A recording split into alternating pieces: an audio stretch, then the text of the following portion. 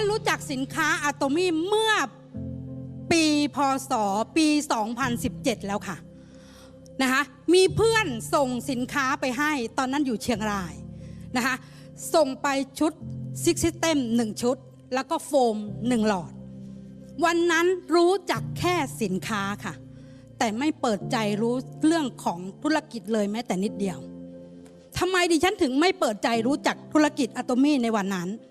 เพราะดิฉันอกหักจากธุรกิจเครือข่ายมาแล้วค่ะก่อนที่ดิฉันจะเข้ามาทำธุรกิจเครือข่ายดิฉันมีเงินหลักล้านอยู่ในบัญชีดิฉันมีบ้านดิฉันมีรถดิฉันเป็นคนมีเงิน10 กว่าปีกับธุรกิจเครือข่ายดิฉันไม่เหลืออะไรสักอย่างท่านคะ10 กว่าปีกับธุรกิจเครือข่ายดิฉันพนันเดิมพันด้วยครอบครัวเลยค่ะทำไมถึงทำแบบนั้นรู้ไหมคะเพราะดิฉันต้องการที่จะให้ครอบครัวดิฉันมีความสุขแบบแพสซีฟเลยค่ะหวังมากค่ะอยากจะให้ครอบครัวดิฉันสำเร็จแล้วก็มีความสุขนะดิฉันทุ่มเทกับธุรกิจเครือข่ายมากเลยแต่ในที่สุดดิฉันก็ทำพังได้สำเร็จค่ะพอมันพังดิฉันเกิดอะไรขึ้นดิฉันรู้สึกผิดค่ะผิดกับลูกผิดกับครอบครัว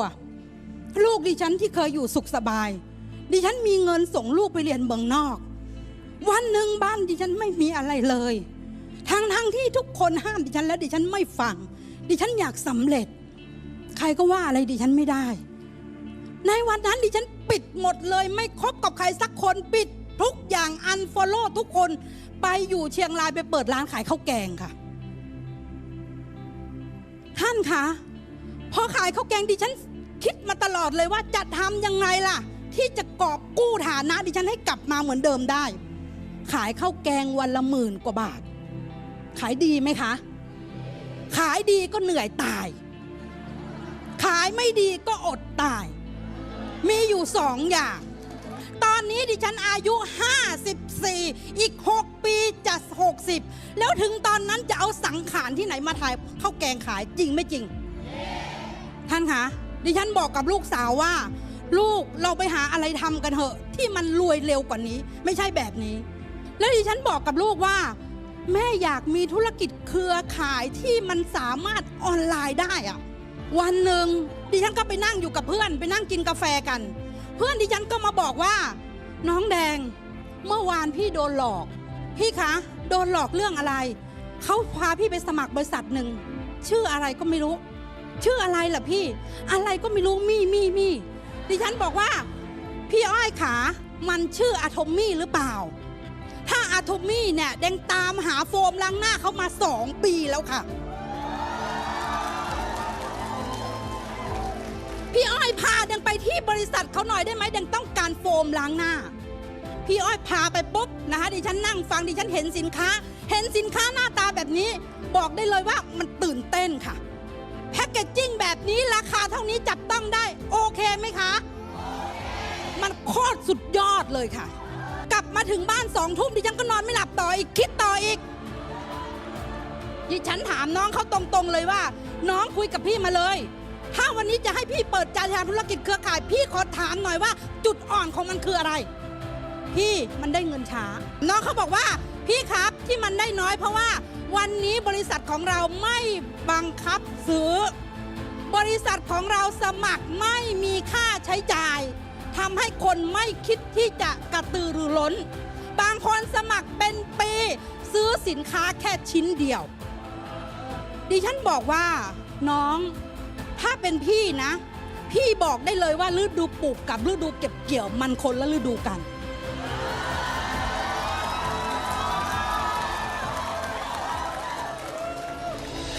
ปลูกยางวันนี้ไม่ได้กรีดวันนี้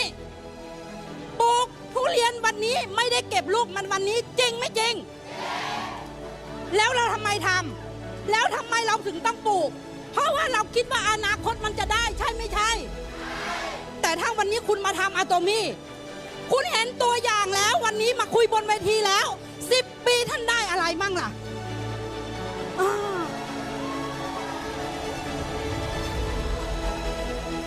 และคุณรู้ไหมว่าอีก10 ปีไปข้างหน้ายาง จะกิโลเท่าไหร่คุณยังไม่รู้เลย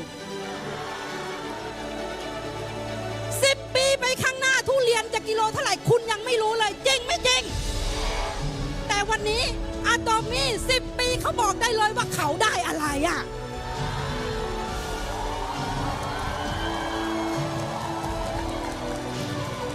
แล้วมีเหตุผลอะไรที่เราจะไม่ทำถ้า1 คนสำเร็จได้ไม่มีเหตุผลอะไรที่เราจะสำเร็จไม่ได้ถ้าเราจะทำท่านคะดิฉันอยู่ในมุมมืดของอุโมงค์มาตลอดแล้ววันหนึ่งแสงไฟมันสว่างอยู่ปลายอุโมงค์ท่านว่าดิฉันวิ่งแบบไม่คิดชีวิตไหมคะ